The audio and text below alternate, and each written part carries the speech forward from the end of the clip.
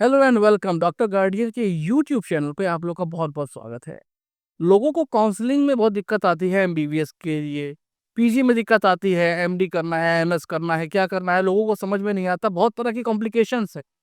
NEET के exam चाहे आप कोई भी दें, चाहे वो एमबीबीएस के लिए दें, चाहे वो पीजी के लिए दें, बहुत सारी कॉम्प्लिकेशन होती हैं डॉक्यूमेंटेशन को लेकर के, काउंसलिंग को लेकर के, वेरिफिकेशन को लेकर के, बीसों दिक्कतें होती हैं। तो आज आपका यही कॉन्सेप्ट, यही डाउट आज हम क्लियर करेंगे अपने इस पॉडकास्ट में।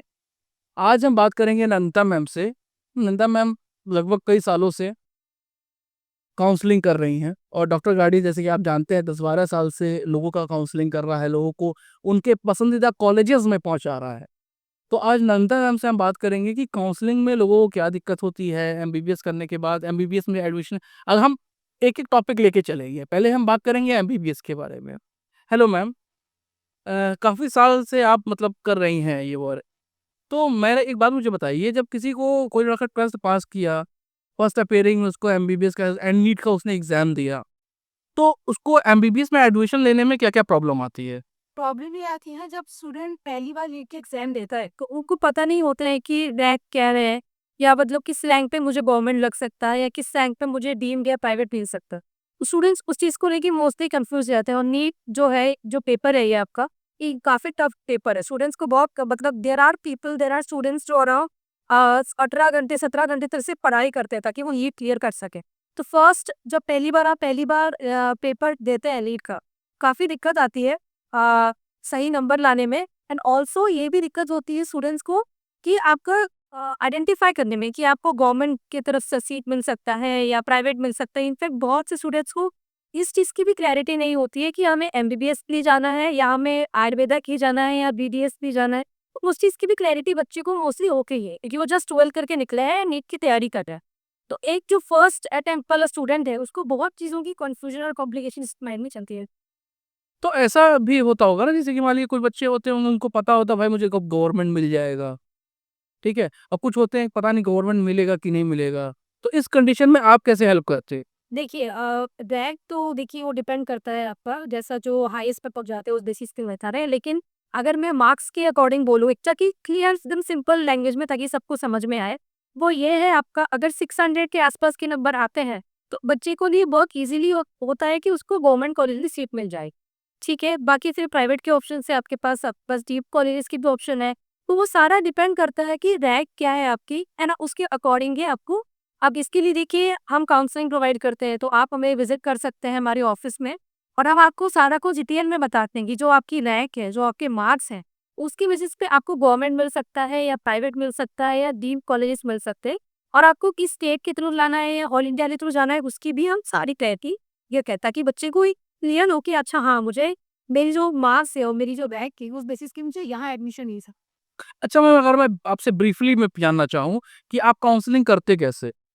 काउंसलिंग करने का तरीका देखिए बहुत सिंपल है, ऐसा कुछ हेजिटेट नहीं है। आपका बेसिकली मैं आपको बता रही है, एक ऑल इंडिया कोटा होता है आपका एमसीसी की, ठीक है? जहाँ पे सारे सेंट्रल गवर्नमेंट की सीटें होती हैं और सारी डीप यूनिवर्सिटी की सीटें होती हैं और एक आपकी स्टेट कोटा होती है, जो हर स्टेट की अपनी-अपनी होती है। स्टेट कोटे गवर्नमेंट के लिए और प्राइवेट कॉलेजेस के की, राइट? अब डिपेंड करता है कि आपकी रैंक क्या है, जैसे मैंने बताया रैंक और आपके मार्क्स से बेसिस कर ही मैं आपको एनालाइज़ करके बता सकती हूँ।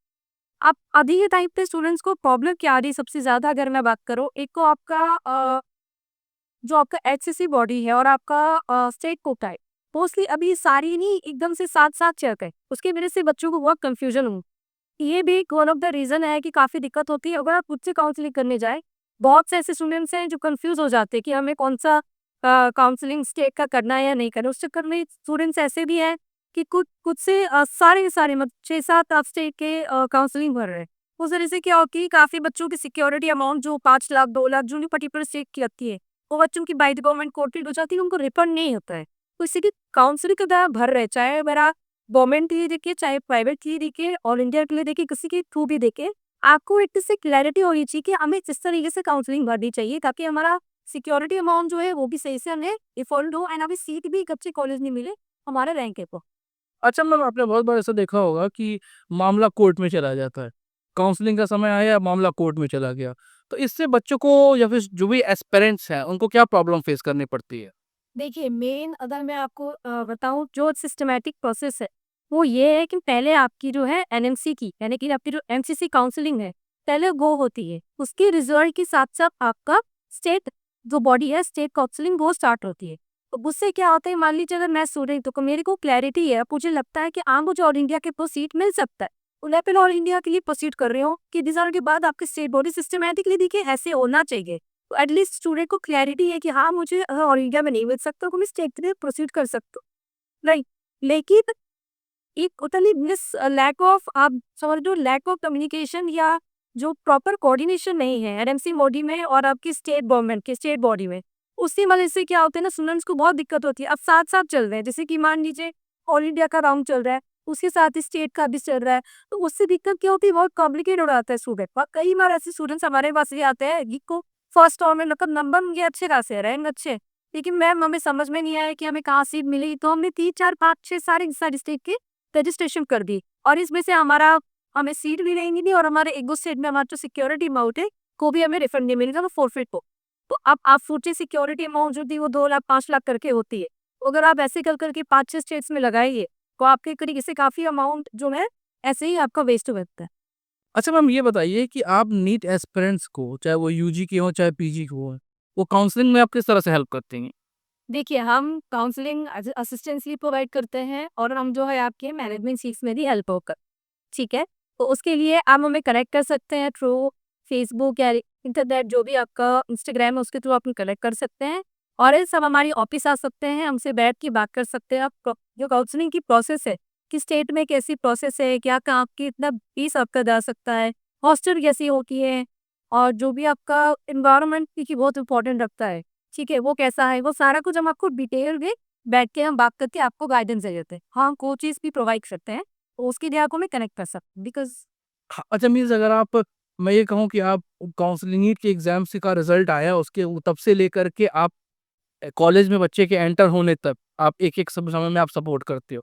जी, अगर आप हमारे थ्रू कनेक्ट होते हैं, हमारे थ्रू अगर एडमिशन लेते हैं, हम स्टार्टिंग से लेके आपकी पूरी काउंसलिंग प्रोसेस में इनफैक्ट जब आपको सीट अलॉट हो जाती है, जब आप रिपोर्टिंग के लिए जाते हैं, उस टाइम भी आप अवेलेबल रहते हैं और हम रिपोर्टिंग वगैरह भी स्टूडेंट्स के सही से करवा के एडमिशन प्रॉपर डन करके फिनिश करके ही स्टूडेंट को लाइक कंप्लीटली सैटिस्फैक्शन के साथ के हम लोग का प्रोसेस करके दे ठीक है मैम, हमसे बात करने के लिए बहुत-बहुत थैंक यू मैम, ठीक है? तो आप भी और भी डिटेल्स अगर आपको चाहिए हो, किसी और चैनल पे मत जाइएगा, डॉक्टर गार्डियन के यूट्यूब चैनल को सब्सक्राइब कर लीजिए और जो बेल वाला आइकन है, उसको ज़रूर दबा दीजिए ताकि हमारे आने वाली लेटेस्ट अपडेट आप तक पहुँचती रहे।